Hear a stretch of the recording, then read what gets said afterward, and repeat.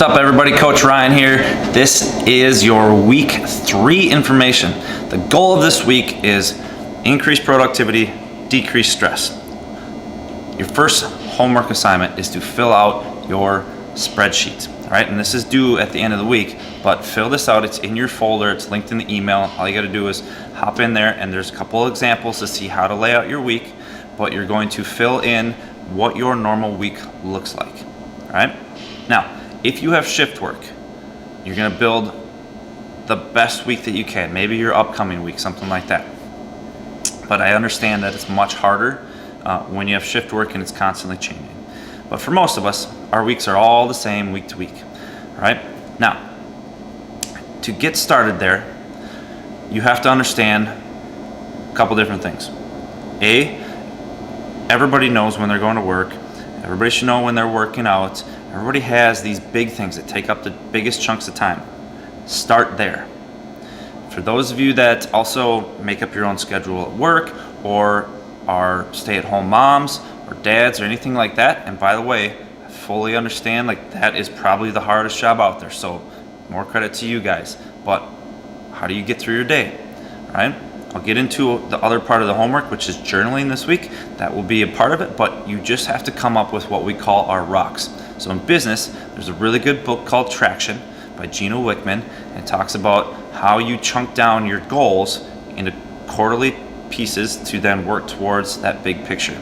And those are called your rocks, the biggest things that push your business forward. For those of you that your boss sets your tasks, or work at like a hospital and it's all random, like that's different, right? But if you can just prioritize the biggest movers, like the biggest things that grow the business. For those of you that don't have that, the biggest things that free up your time, just pick your biggest priorities. It's as simple as that. Get those done first, right? FYI, when you're working on those, 2 hours. Don't work on anything for longer than 2 hours without getting up, moving, shutting your brain off, getting a snack, things like that, okay? But work on those rocks, which you're gonna come up with by journaling before you go to bed. Still get to that. But then after the big things that take up most of the time during our days, you're gonna fill in what we call the spinning plates. All the stuff that just, it needs to get done. This is the to-do list, this is the chores, this is all that stuff that, oh shoot, I gotta remember to vacuum, right? It's not 100% necessary unless you're my mom and we have company coming, but you know what I'm getting at. So up next is journaling. You have an attached sheet that you should print off, one for every day of the week. And this is something that you should do every single night, right? And they make books, and I've attached it and some of the homework. I think it's in your weekly email here. Things like Panda Planner, Best Self Journal, things like that, where it lays out a very similar sheet for you to fill in the blanks. So what does this sheet look like, and how is it gonna help you with your time blocking? On the left side, it lists out just simple times and kind of lay out your day, your schedule for the next day. On top of that, you're gonna fill out a couple different things. Your 3 biggest priorities for the next day. What do you have to get done? This can be just simple like appointments to big projects at work. You're gonna write down 3 things that you were thankful for the previous day that just happened, and you're gonna write down 3 things that you could have done better that day, right? Self-reflection, okay?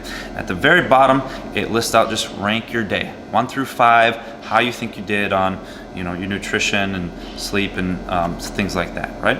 So you're gonna do this and you're gonna reflect, and you're also gonna know what you have to get done for the next day.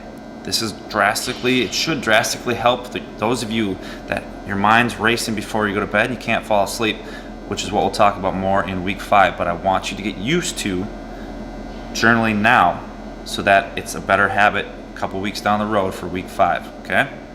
So take those 3 biggest things and apply that to how you're going to get through your next day, and that will influence how you fill out your time block, okay? All right, so the point of all of this is just save time, lower your stress, and be more productive, right? We want people to have a good work-life balance, and if you're constantly stressed all the time, that eats up any of your free time. So by laying all this stuff out ahead of time, now you know what you're working on each day. You don't have to stress. If there is something that you cannot fix until Friday and it's only Tuesday, don't worry about it till then. That's your biggest priority for Friday, okay?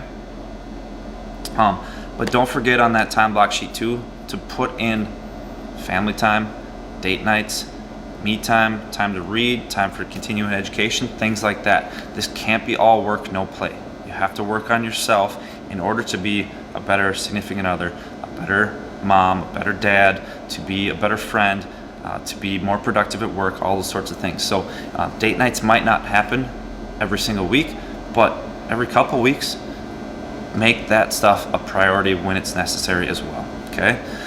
So, last little bit here, some apps to help you guys stay more productive, right? There's Google Keep. That's the one I use. It's a simple note-taking list, but it puts a little checkbox next to each task, and when you click on it, it crosses it up, moves it to the bottom of the list, which releases chemicals in your brain, and you feel good that you accomplished something, right? It's as simple as that. By the way, if you actually do something that wasn't on, like actually written on your to-do list, write it down and cross it off right away. You will feel good about it, okay? Next, Wunderlist, Evernote, Todoist. Those are all very similar apps that you can link up to your calendar. Some of them, I haven't used them all, but things to help you stay more productive, right? And for those of you that need to schedule things during the day, people need to book appointments with you. Now, outside of like a doctor where somebody else takes care of that, things like we use Calendly, where people can just, you set the schedule, people pick their own times. It's super easy to just send to them and they self-book. Super awesome, right? You can add different questions in there. So Calendly is the one that we use. Last but not least, just use your simple calendar in your phone. You can set reminders, you can set alarms, you can set reminders to eat, right? I have to do that, okay? So plan out your week, fill in the biggest things first, then the smaller stuff, work on your biggest priorities for no longer than 2 hours at a time, and then when it's done, cross it off, move on to the next thing, and quit trying to do 5 things at one time, right? Journal before you go to bed so you know what your priorities are for the next day, and you can also reflect on things you're thankful for and things you could have done better that day, all right? Very simple, that's all you got to do. If you have any questions, let us know, but we look forward to seeing you guys in class. Keep up the great work. This has been awesome, so you guys have a great day or night, whatever it might be when you're watching this, and we will see you soon.